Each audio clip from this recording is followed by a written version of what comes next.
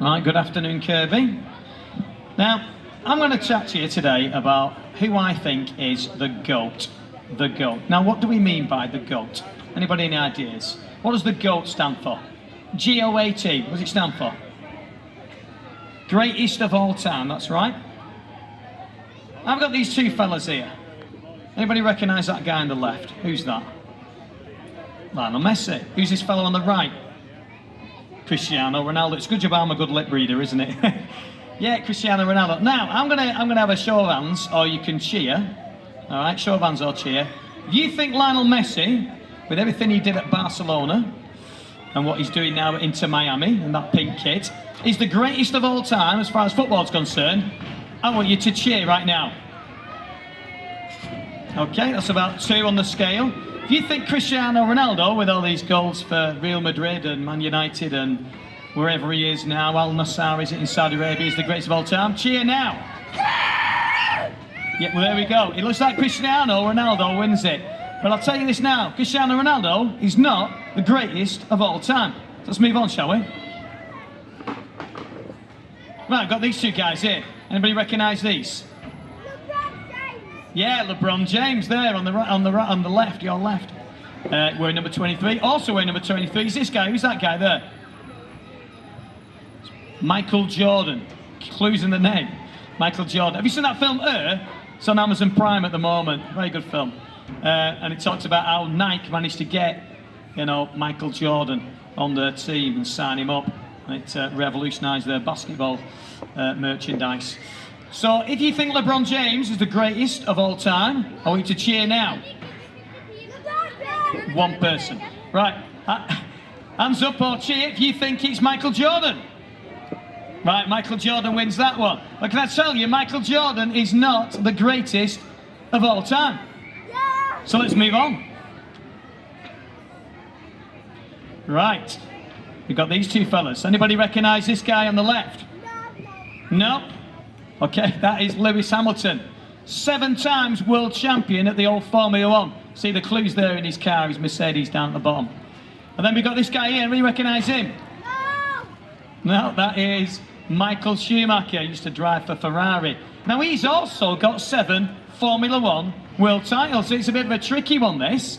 So we're going to go British or we're going to go German. All right. Hands up for the Brit, Lewis Hamilton. Cheer if you like Lewis.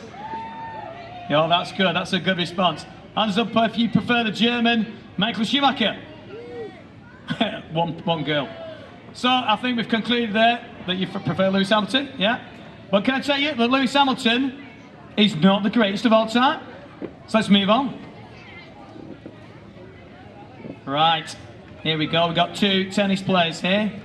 Anybody recognise this guy? No. That is Rafa Nadal.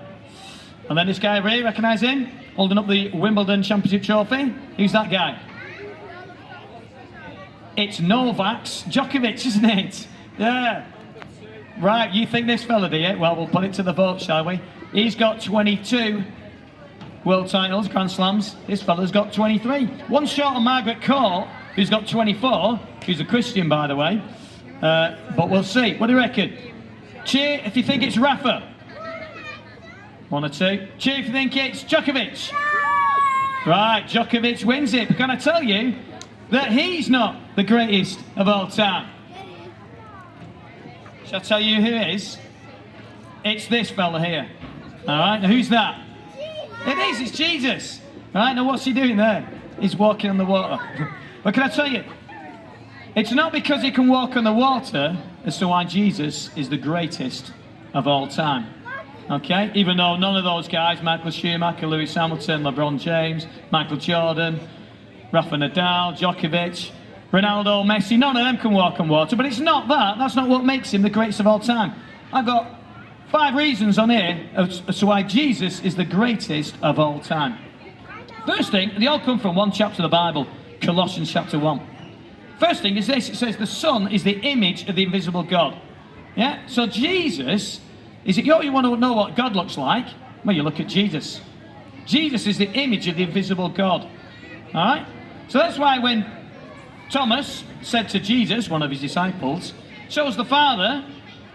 And Jesus said, he that has seen me It's in the Father. He's the exact representation of his being. Another reason, in him all things were created. In him all things were created. So that means he made this world. All right, that's pretty special, isn't it? So that's another reason why Jesus is the GOAT, the greatest of all time. Another reason, he is before all things, and in him all things hold together. Now, some of you guys probably think, oh yeah, Jesus started at Bethlehem. He was born at Bethlehem, and that's when he started. So when we start, not when we start when we're born, but not with Jesus, no. He's before all things. That means he was here at the very beginning of time. He's always ever existed. He's eternal because he's God. No beginning, no end. Wonder what? Whether that blows your mind or not. It's hard to get your head around, isn't it? But something just must be, and it's him. He is. He is the great I am. And in him all things hold together. You know, scientists, they can't get over the fact that they don't understand how atoms hold together. They're all connected, all right, some kind of way. Some mystical force is holding it all together. Atoms should just fly off into space. What's holding everything in the whole universe together? It's Jesus. In him all things hold together. And it says this, he is the beginning and the firstborn from among the dead, so that in everything he might have the preeminence, the first place. He's the first one to rise from the dead. You know, there's unbelievable evidence for the resurrection of Jesus. Somebody says, oh, come on, Paul, just prove that the resurrection is true. You know, just prove that Christianity is true. And I just say, well, look at the resurrection then. Look at it. And if you look at the facts of the resurrection, like some lawyers have done, they found that, do you know what?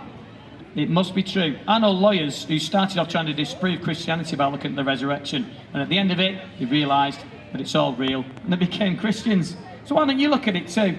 You might come to the same conclusion. And the last thing is this, from Colossians, it says this. God was pleased to have all his fullness dwell in him, and through him to reconcile to himself all things, whether things in heaven or whether things on earth, by making peace through his blood shed on the cross. All right? That's the best thing that makes Jesus the GOAT. That's the best thing that makes Jesus the greatest of all time. Because he reconciled. What does that word mean? It means that he made peace with us. We're able to be friends with God now because of what Jesus has done on the cross. He paid for our sin through his shed blood, and he's made peace with God. You see, all God's anger at sin has been satisfied in Jesus because all our sins were put on him. That's why Jesus had to die on the cross.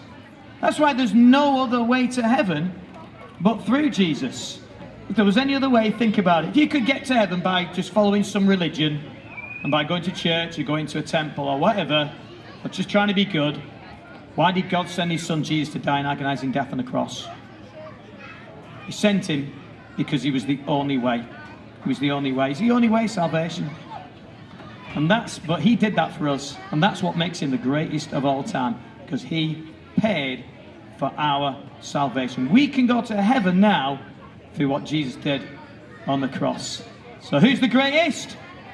It's Jesus, isn't it? Thank you very much, Katie, for listening. Bless you.